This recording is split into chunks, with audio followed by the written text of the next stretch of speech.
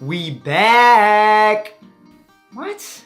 Anyway, I know I'm super late to the game on this, and Ableton Live 10 came out like a million years ago, but I really wanted to experiment with it a lot before I got on camera and expressed my opinions on it. I think I've finally found what I've been looking for. Since I can't really express in words how I feel about Ableton Live 10, here's an artist representation of how I feel.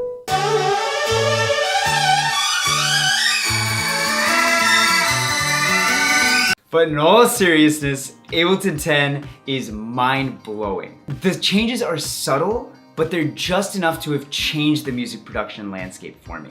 Ableton Live 10 is worth getting just for the new effects and instruments included, including Wavetable, echo, pedal, reversing clips with a single key, and so much more that I'm gonna get into in this video. It's also raised so many questions for me, like, why didn't Live 9 have Wavetable? Where has echo been my entire life? Why were the drum racks that came with Live 9 so crappy?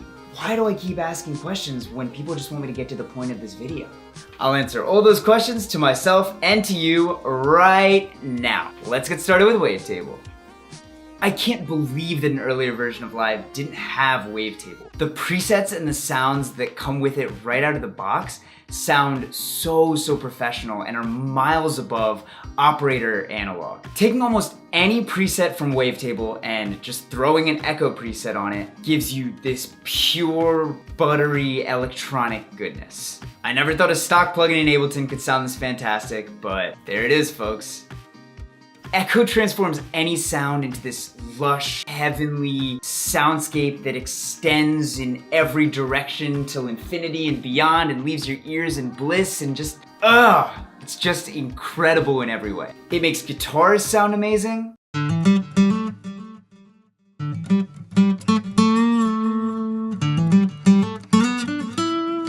It makes vocals sound amazing.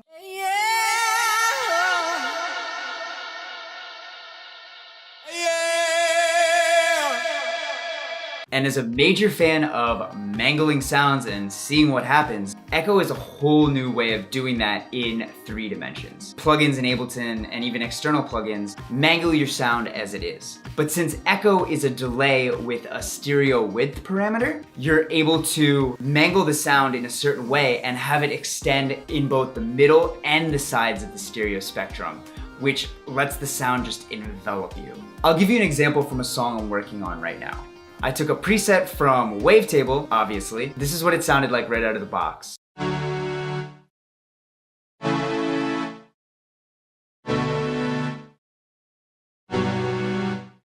I then threw an echo preset on it, and it sounded like this.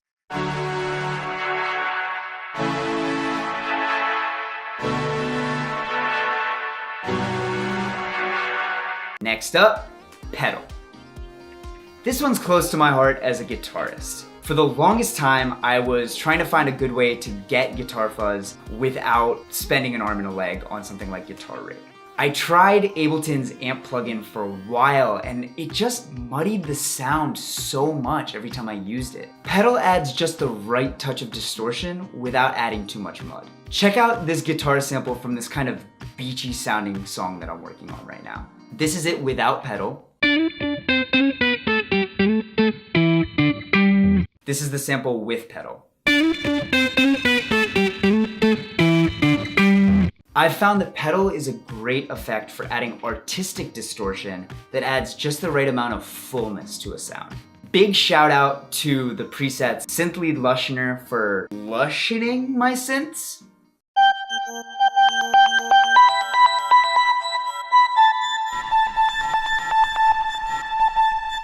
Moving on to reversing clips.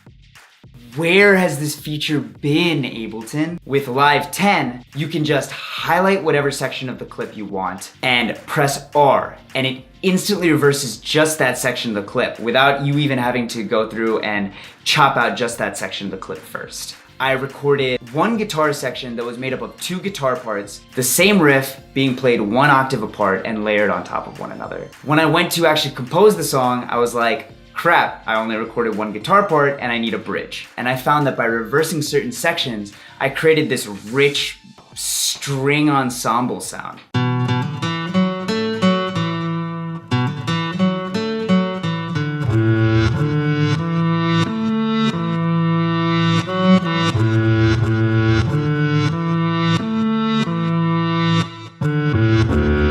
was so excited by that I took the higher guitar section and went at it, reversing different clips, chopping different clips together, and I made this sick breakdown in like 5 minutes.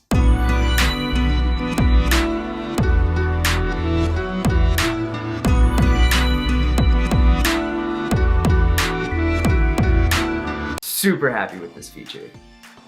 The stock drum racks, like the 606 and the 909 that came with Live 9, were terrible. Now I have no problems taking any of the 30 or so stock drum racks out of Ableton and basically using them as actual sounds in my final track because they're really, really great sounds. The drum bus plugin allows you to add crunch and boom and drive and really fatten up your drums and add that extra punch that you might need, even added to just the stock Ableton kit.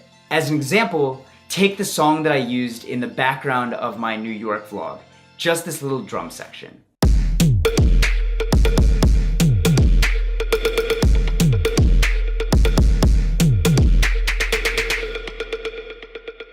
That drum section was made using just stock drums in Ableton and the drum bus plugin, and in my opinion, sounds amazing. Drum bus is also a great way to make your beatboxing sound aggressive and punchy in your live performances as well as in your recordings.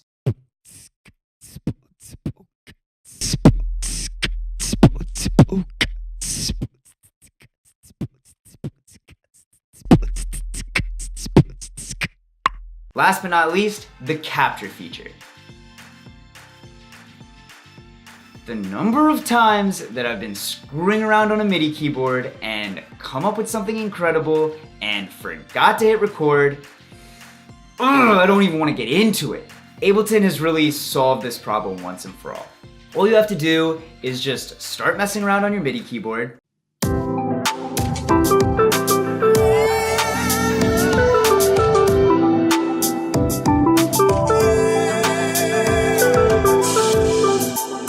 Oh golly gee, oh gosh, I created something amazing, but I forgot to hit record. Whatever will I do? Fear not, young Ableton user. The capture feature is here to save the day. All you have to do is click on the capture feature up top, and whatever you just played was already saved.